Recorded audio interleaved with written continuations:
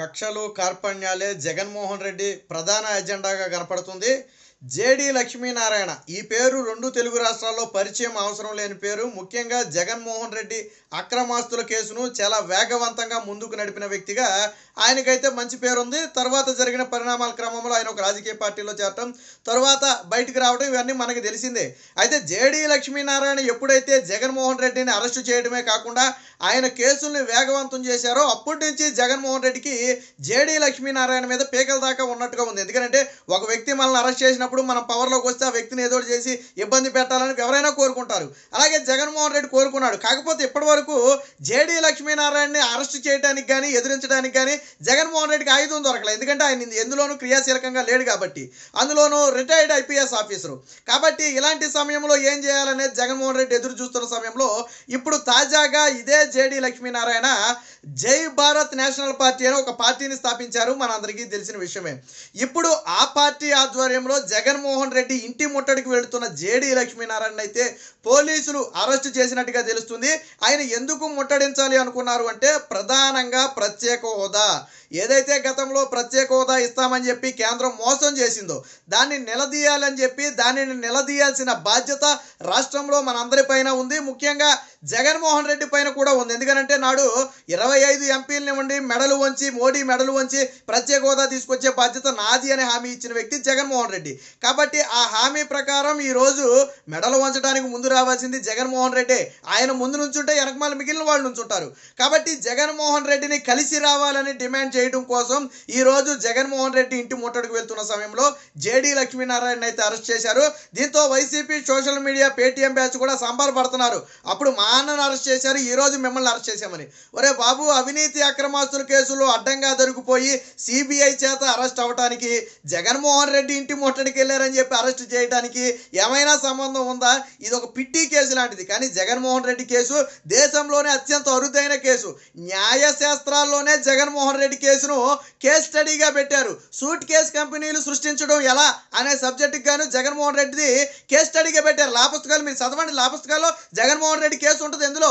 ఎందుకనంటే జగన్మోహన్ రెడ్డి ఆ స్థాయిలో అవినీతి అక్రమాలు చేశారు, 16 నెలలు జైల్లో ఉండొచ్చాడు. అలాంటి వ్యక్తికి ఈరోజు సీఎం ఇంటి ముట్టడికి వెళ్ళాడని లేకపోతే ఏదో మాట్లాడాడని సోషల్ మీడియాలో మాట్లాడాడని అరెస్ట్ చేయడానికి దీనికి దానికి ఏమైనా సంబంధం ఉందా? అందుకనే చదువుకు సామాన్ ఏడ్చేది. ఈ పేటీఎం బ్యాచ్ ఏమో చదువుకోరు, ఈ రోజేమో సోషల్ మీడియాలో ఇలా ఇష్టం వచ్చిన రాస్తారు. వాస్తవానికి ఈరోజు జేడి లక్ష్మీనారాయణ అడిగిన దాంట్లో ఒక వాస్తవం ఉంది. ఏంటంటే ప్రత్యేక హోదా సాధించాల్సిన బాధ్యత మనందరి మీద ఉంది. అందుకు ప్రతిపక్షాలు రావాలి, అధికార పక్షం రావాలి. అయితే ముందుగా కదిలి రావాల్సింది జగన్మోహన్ రెడ్డి. ఎందుకంటే నాడు ప్రత్యేక హోదా మీద సంతకం పెట్టు, మా మద్దతు పట్టు అని చెప్పి జగన్మోహన్ రెడ్డి చెప్పాడు. మరి వాడు ప్రత్యేక హోదా మీద సంతకం పెట్టకుండానే బేషరతుగా జగన్మోహన్ రెడ్డి 5 ఏళ్లుగా మద్దతు ఇచ్చుకుంటూ వచ్చాడు. చివరికి రాష్ట్రపతి ఎన్నికలతో ప్రారంభించి లోక్సభ రాజ్యసభలో కూడా ప్రతి బిల్లుకి ఆమోదం తెలిపారు. వాస్తవానికి లోక్సభలో జగన్మోహన్ రెడ్డికి అడ్డుకునే బలం లేకపోయినప్పటికీ రాజ్యసభలో జగన్మోహన్ రెడ్డి అడ్డుకుంటే కొన్ని బిల్లులు పాస్ కూడా చేయలేదు బీజేపీ ప్రభుత్వం. కానీ జగన్మోహన్ రెడ్డి అక్కడ కూడా బేషరతుగా ఎందుకు మద్దతు ఇచ్చాడు? కేసుల కోసం కాళ్ళ మీద సాగిలపడ్డాడు కాబట్టి ఆ రోజు నువ్వు మెడలు వంచుతానన్నావు కాబట్టి రా మన అందరం కలిసి మెడలు వంచుదామని చెప్పి జేడి లక్ష్మీనారాయణ అడిగాడు. అడగటం తప్ప? ఆ రోజు నువ్వు అన్నావు కదా, నా ఎంపీలు రాజీనామా చేస్తారు, రండి వెళ్ళి కలిసి కూర్చుందాం, ఎందుకు రారు అని. ఇప్పుడు జేడి లక్ష్మీనారాయణ చెప్పేది కూడా అదే. మీరు రాజీనామా చేసి వస్తారా, రాజీనామా చేయకుండా వస్తారో మీ ఇష్టం. అందరూ రండి ఢిల్లీలో కూర్చుందాం, తాడో పేడో తేల్చుకుందాం. మొన్న రైతు చట్టాలు చేసినప్పుడు రైతులందరూ కూడా చట్టాలను వెనక్కి తీసుకునే వరకు ఢిల్లీలో కూర్చోలేదా? నరేంద్ర మోదీ వెనక్కి తగ్గలేదా? రైతులకు తలొగ్గాడు కదా. అలాగే రేపటి రోజున ప్రత్యేక హోదా కోసం కూడా మనం కూడా కూర్చుంటే ఖచ్చితంగా ఆయన తలొగ్గుతాడు. బీజేపీ ఇచ్చిన హామీయే కదా, వాళ్ళు స్వయంగా నోటితో చెప్పిందే కదా. అందులోనూ తీసుకువచ్చే బాధ్యత నాది, నువ్వు ఎంపీలను ఇమ్మన్నావు, ఎంపీలను ఇచ్చారు కాబట్టి తీసుకురావాల్సిన బాధ్యత నీది. కాబట్టి ఈరోజు జై భారత్ నేషనల్ పార్టీ ఆధ్వర్యంలో ఎందుకు ప్రత్యేక హోదా రాదో అడుగుదాం రమ్మని అడిగినందుకు ఈరోజు తీసుకెళ్ళి అరెస్ట్ చేశారు. మరి ఆ రోజు నువ్వు ప్రత్యేక హోదా కోసం ఊరు వాడ పట్టుకుని మైకులు పట్టుకుని ఉపన్యాసాలు చెప్పావు జగన్మోహన్ రెడ్డి. మరి ఎందుకు ఈరోజు ప్రత్యేక హోదా కోసం నువ్వు రాట్లా?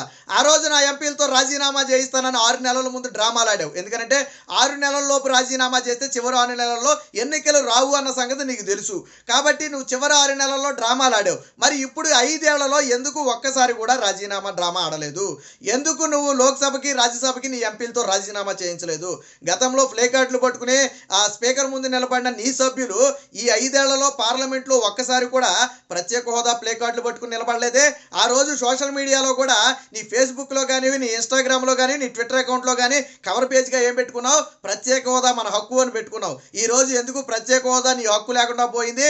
ఆ రోజు యువతను ప్రత్యేక హోదా పేరు చెప్పి రెచ్చగొట్టింది నువ్వు కాదా? మరి ఈ రోజు అది నిలదీసినందుకు జేడీ లక్ష్మీనారాయణ అరెస్ట్ చేస్తావా?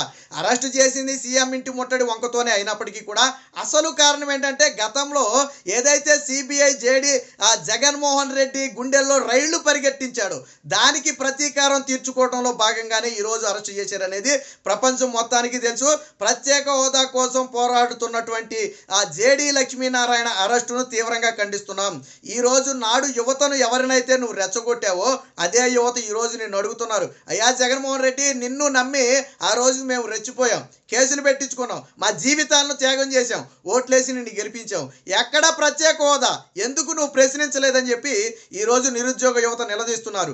కనీసం పార్లమెంటులో గట్టిగా నరేంద్ర మోదీని ప్రత్యేక హోదా గురించి ప్రశ్నించలేని దౌర్భాగ్య స్థితిలో జగన్మోహన్ రెడ్డి ఉన్నాడు. ఎందుకంటే అవినీతి అక్రమాస్తుల కేసులు ఉన్నాయి, మరో పక్క వివేక హత్య కేసు ఉంది, ఇంకో పక్క కోడికత్తి కేసు ఉంది. ఇలా అనేక కేసుల్లో ఇరుక్కుపోయిన జగన్మోహన్ రెడ్డి ఏ కేసులో నేరం నిరూపించబడితే ఎక్కడ జైలుకు వెళ్లాల్సి వస్తుందో అని ఒక భయంతో ఈ రోజు ప్రత్యేక హోదా గురించి ప్రశ్నించలేదు, రాష్ట్రానికి రావాల్సిన హక్కుల గురించి ప్రశ్నించలేదు.